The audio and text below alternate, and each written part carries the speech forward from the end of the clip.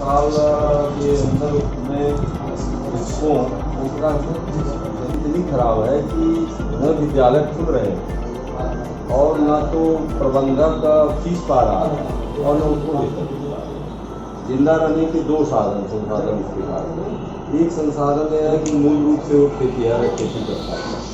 75 पैसे में गेहूँ बिकेगा और वो 19 रुपया 75 पैसा गेहूँ जो बिकने वाला है वह बिचौलिया जो है अपने 19 रुपया 75 पैसे में बेच रहा है। किसान का डायरेक्ट गेहूँ जो है वहाँ पर सोसाइटियों पर नहीं मिल पा रहा है। जो वहाँ का प्रभारी है वह कई दिन का नंबर लगा दे रहा है, कई दिन तक उसके ट्रैक्टर खड़ा कर दे रहा है। जो बिचौलियों का माल है उसको तो तुरंत जो है पैसा सरकार द्वारा निर्धारित मूल्य मिलना चाहिए वह नहीं मिल पा रहा है। मजबूरी में वो 12 रुपया 13 रुपया में गेहूँ बेच रहा है। जहाँ तक विद्यालयों में एक पैसा उसको मानदेय या कोविड-19 में जो है उनको अतिरिक्त व्यवस्था कर दे जो है ताकि वो जिंदा रह सकें। जैसे गांव में जो लैंडलेस लेबरर हैं नहीं। सर, आज का जो प्रेस वार्ता आप कर रहे हैं इसका क्या उद्देश्य? देखिए, इस प्रेस वार्ता के माध्यम से हम प्रदेश की सरकार को वित्तविहीन विद्यालय में पढ़ाने वाले जो शिक्षक हैं जो माध्यमिक शिक्षा में 80% भागीदारी देते हैं, उनकी आर्थिक स्थिति उनकी माली हालत इतनी खराब है कि वह अपना जीवन यापन करना उनका दूभर हो गया। आज जिनकी स्थिति मनरेगा के मजदूरों से भी बदतर हो गई है, जो रोजी पाकर भी रोटी के लिए मोहताज हैं। आज पूरे प्रदेश में माध्यमिक शिक्षा का 80% जो भार जिनके कंधों पर है, विद्यालय न खुलने से प्रबंधक फीस नहीं पा रहा और न फीस मिल रही है और न तो उनको मानदेय दे रहा है।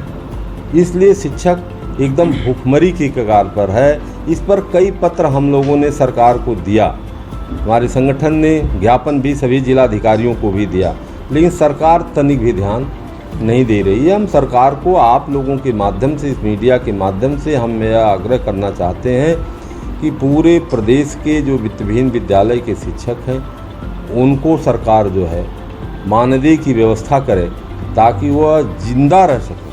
भारत के संविधान के आर्टिकल 21 के सब क्लास 1 की व्यवस्था उन पर लागू हो सके। जीने का उनको अधिकार है संविधान के तहत, तो जिंदा कैसे रहेंगे? जब खेती करने जा रहे हैं तो उनका लाभकारी मूल्य खेती का नहीं मिल पा रहा। दूसरी तरफ विद्यालय में पढ़ाने जा रहे हैं तो मानदेय भी नहीं पा रहे हैं। दोनों तरफ से मारे जा रहे हैं, उनका जीवन यापन करना बहुत मुश्किल हो गया है। जो छात्र पास कर दिए जा रहे हैं उन पे क्या कहना चाहिए?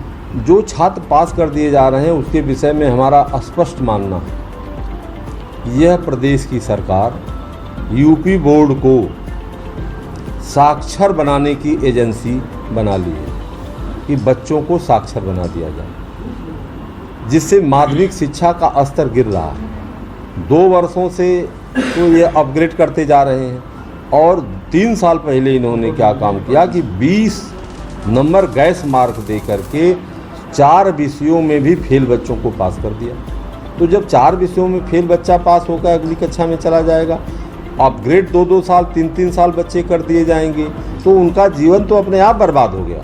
मेरा ये मानना है कि इस सेक्शन को 0 कर देना चाहिए। अगर ये महामारी है और महामारी में पढ़ाई लिखाई नहीं हो रही है, विद्यालय नहीं खुल रहे हैं, तो अगर सेक्शन 0 कर दिया जाता, 1 साल 2 साल अगर 0 हो जाता तो उस बच्चे का 2 साल का बर्बादी होती, 2 साल उसके जीवन का 2 साल का समय बर्बाद होता। लेकिन अपग्रेड करके पूरे जीवन को बर्बाद कर दिया जा रहा है। इसलिए मेरा मानना है कि यह उत्तर प्रदेश की सरकार जो है साक्षर बनाने का काम केवल कर रही है, कंपटीशन के लिए बच्चों को तैयार नहीं होने दे रही है। ये जो गांव गरीब किसान मजदूर के बच्चे हैं उनको शिक्षा से वंचित करने का, कंपटीशन में न खड़ा हों, इसकी एक बहुत बड़ी साजिश है। ये बड़े लोगों के बच्चे जो CBSE में पढ़ते हैं, अन्य विद्यालयों में पढ़ते हैं, उनके पास तो संसाधन है, वह तो अपने संसाधन से, लैपटॉप से, वह मोबाइल से, वह तो घर बैठ कर के शिक्षा ले रहे हैं।